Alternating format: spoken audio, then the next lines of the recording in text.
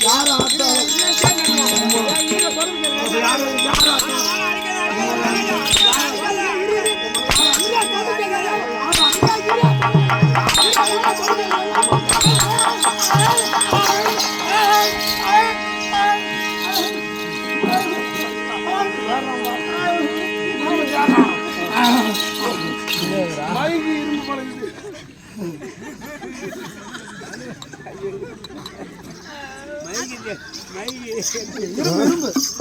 ஓஹோ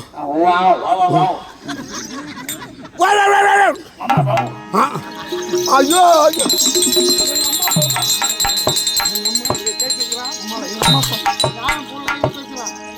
இதுதான் பாட்டு எழுதி வச்சுறாங்க.